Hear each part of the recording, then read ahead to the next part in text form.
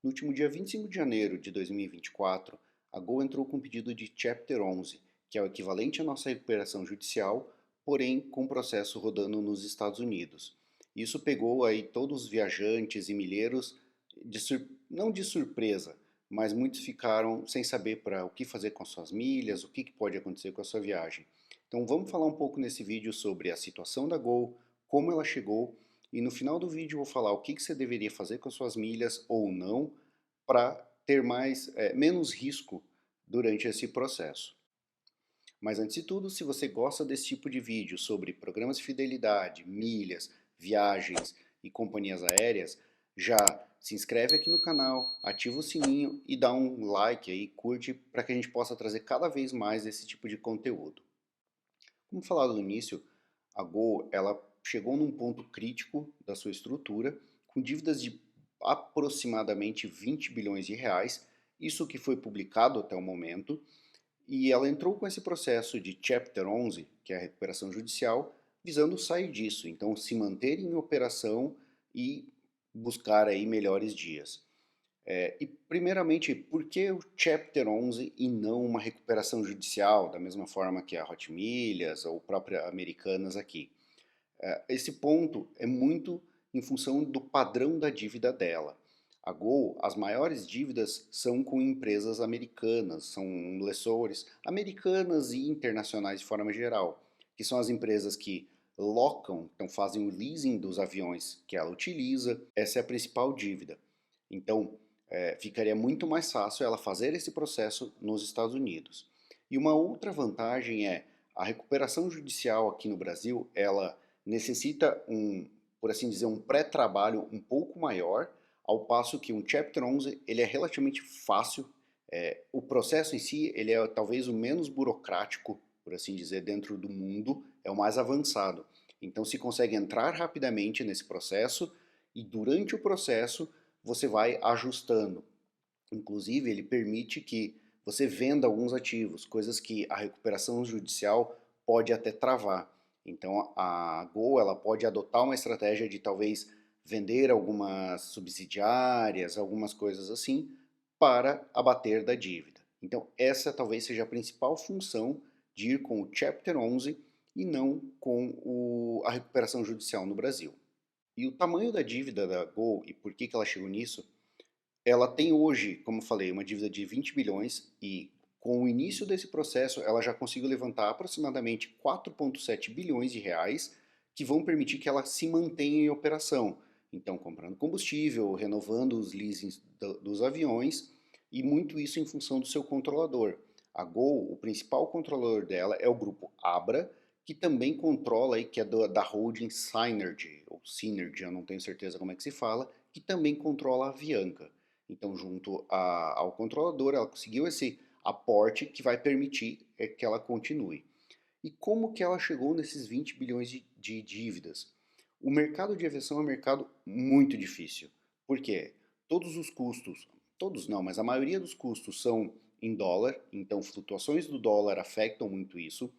Dentro do Brasil, nós temos uma legislação que é muito travada, diferente dos Estados Unidos e alguns outros países, onde é mais fácil você ampliar rotas, não uma rota que você já fazia, você pode tirar porque ela não é lucrativa. Aqui é tudo muito travado, então isso dificulta ainda mais para as empresas, além de questões trabalhistas.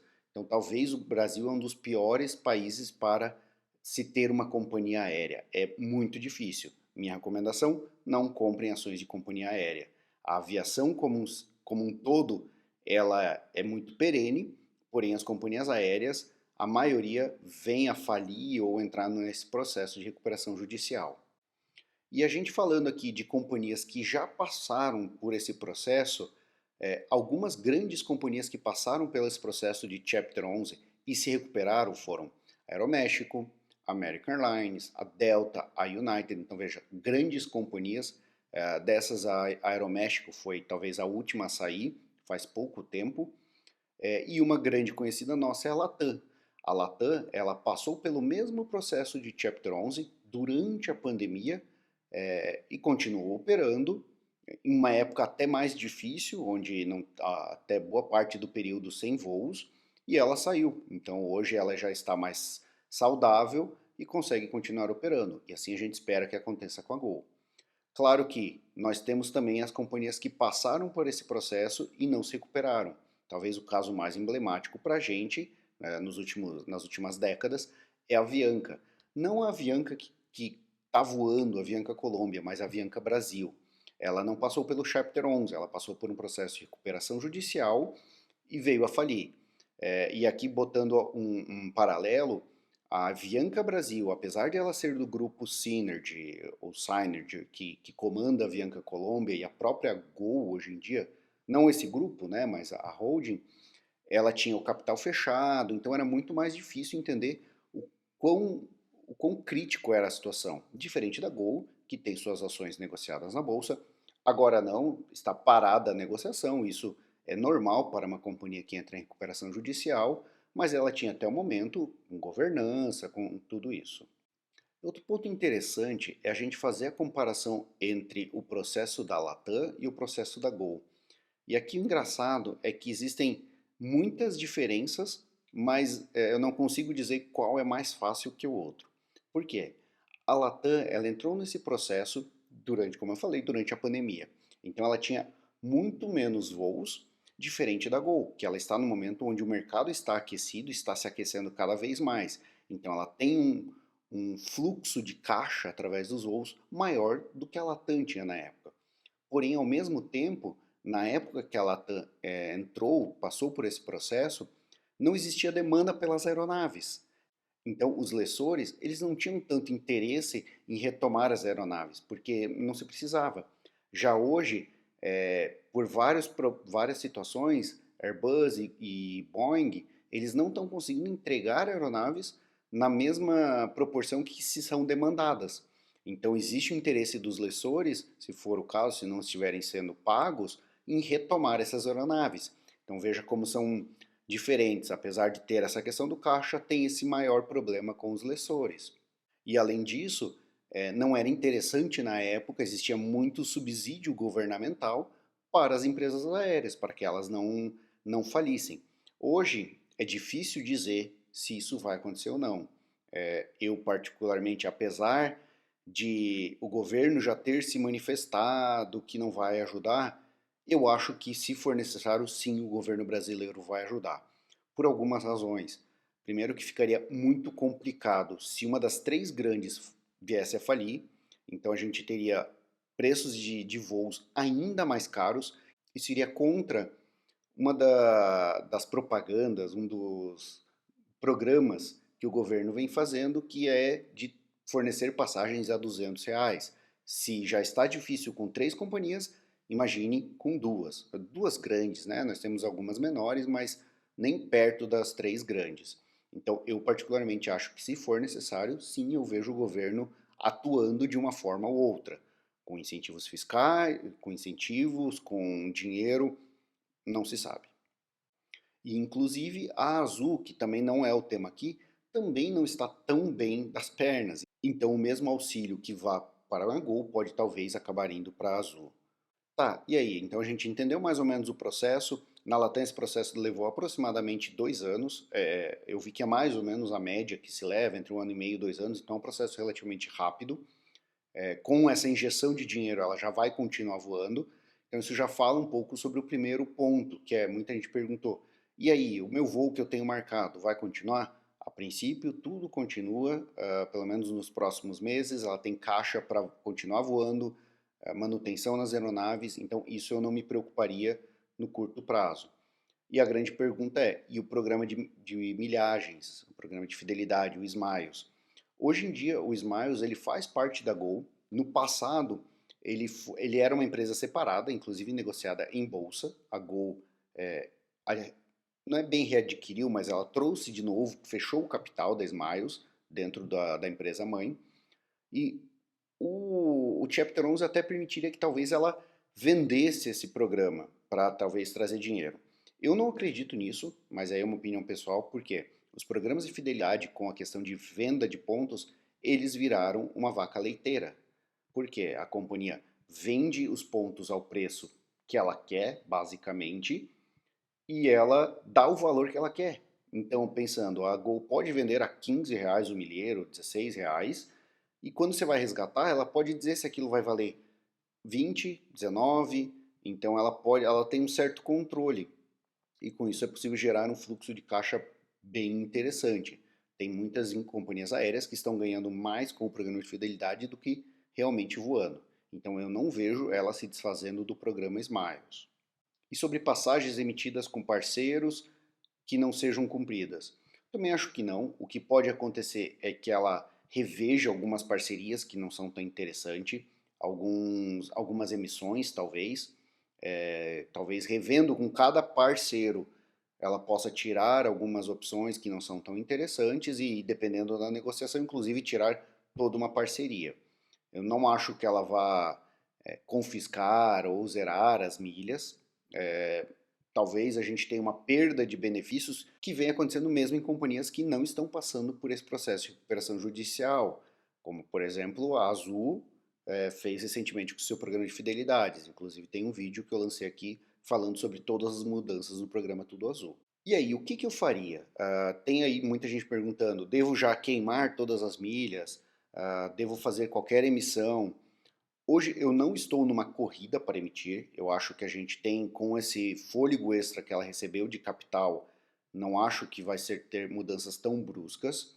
Eu não emitiria passagens que não me interessam ou que não são tão boas, só para não perder as milhas.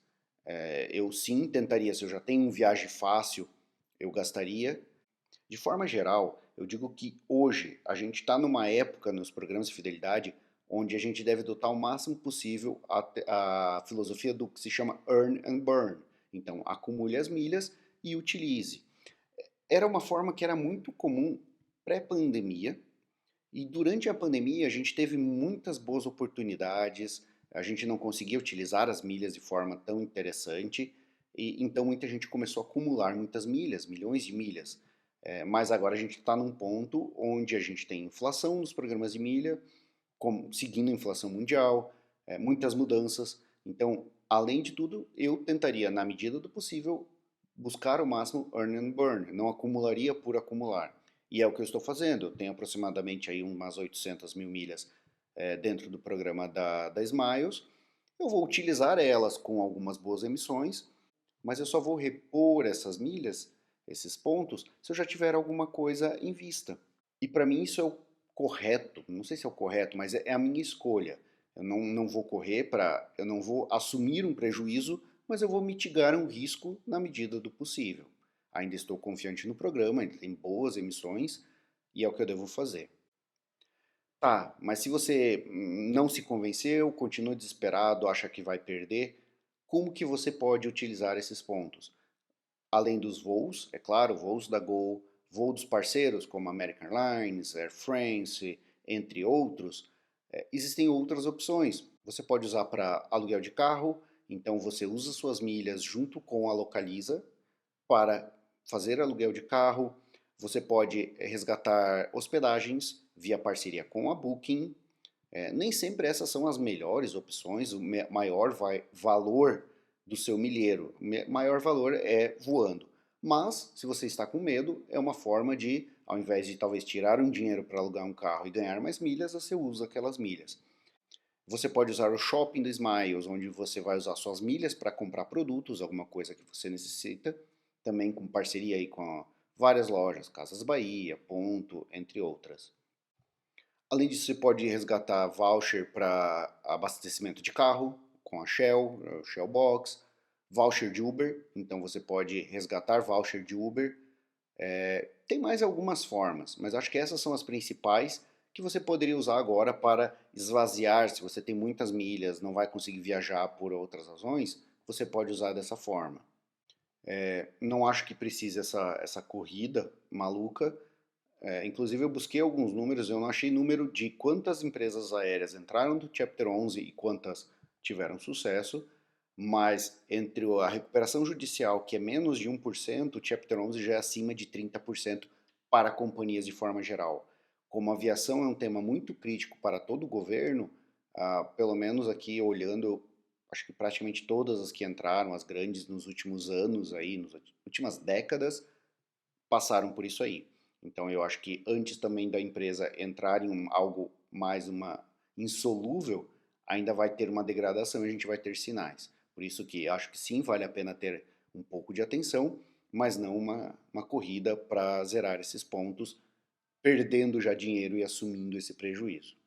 Mas e aí, o que que você vai fazer? Você tem milhas lá, vai gastar, vai manter, vai continuar olhando? Me conta um pouco aqui nos comentários, eu quero ver de forma geral o que que cada um, qual a estratégia que cada um vai adotar. E como sempre, se você curte esse tipo de conteúdo, de programas de fidelidade, milhas, viagens, não se esqueça de se inscrever no canal, ativar o sininho para receber as notificações e dar aquele joinha para que eu possa trazer cada vez mais desse tipo de conteúdo. E não esquece de me seguir nas outras redes sociais, Instagram, Twitter, TikTok.